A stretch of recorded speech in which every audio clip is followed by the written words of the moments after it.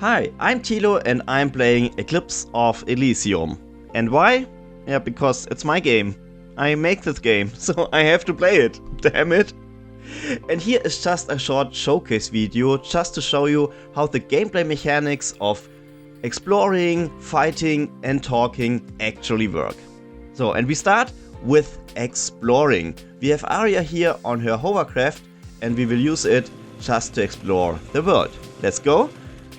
And now we get a call from Evelina and she tells us that Special Agent Kral, kind of our boss, was kidnapped by some bad guys and we have to rescue him. It's just a story bit, it's not a final story. The whole footage you see here, it's just pre-alpha footage, it's not final, it's just a short bit to show you how the gameplay mechanics will work and are combined together. Okay, we will continue and we go to this cave and now we see in front of us there is this little or big disgusting insect fly and it's pretty ugly and it's in our way, but luckily we have an energy weapon and we can shoot them. So, bye. And the next one. Haha, goodbye.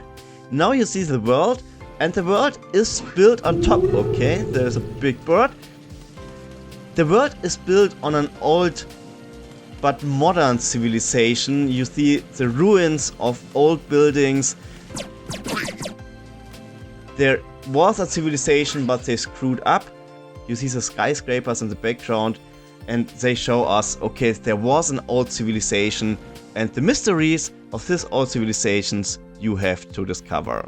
And there is a small tavern with NPCs having a drink, having a pause, relaxing. In the final game it will be possible to go to this tavern, to go to any location, talk to the NPCs like in any other RPG. But not now. Now we have a mission, we have to free Kral. On the bottom you see a small compass. It's working like in any other RPG. This compass is showing locations of interest. You can visit, you can explore, you can discover. But to be clear, it won't be a full fleshed out 40 or 100 hour game with open world icons like in any Ubisoft game. But for me it's so important and so good for the immersion to have an open world you can freely explore, and that's the feeling I also want to give in my game. So it won't be 40 hours, it will be a 7-hour game, but there will be also open world elements and locations you can discover on your journey. Okay, now we go to the bandit camp and there is a hovercraft docking station and we can use this station just to leave the hovercraft and to hop on, hop off. And now we will continue our journey by feet.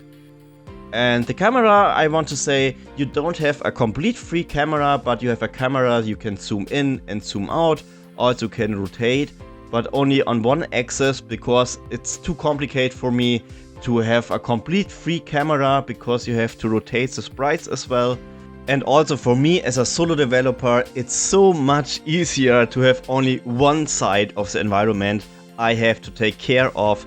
So that's the reason I decided to have a camera you can't rotate.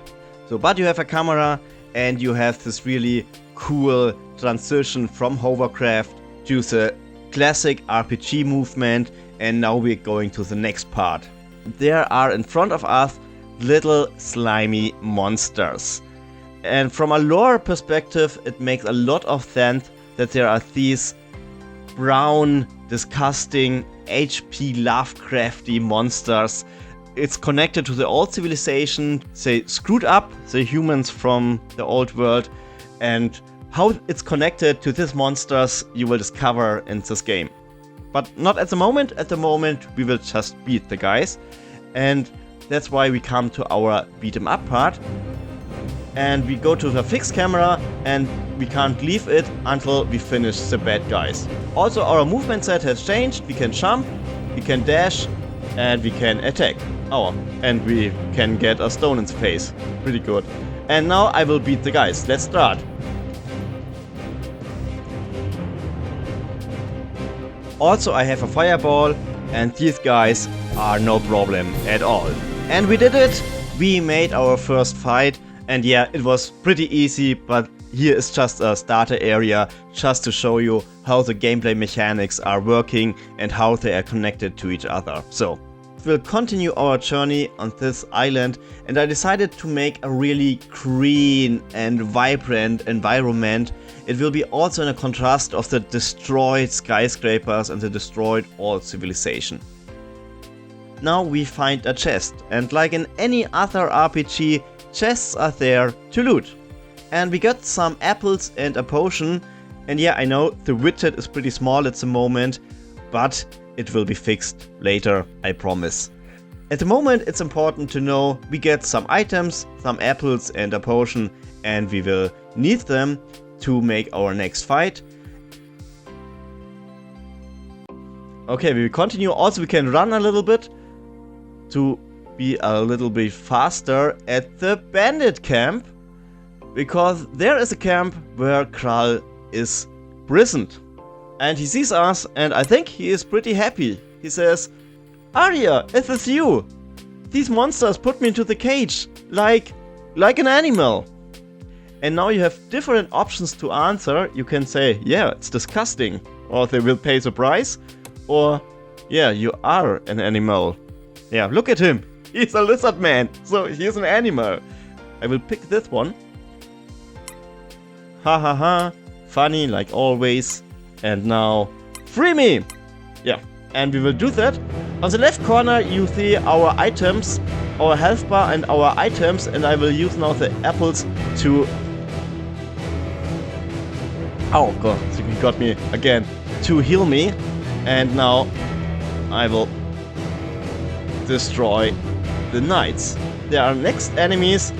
Yeah, and they are attacking with their tongue. Pretty funny.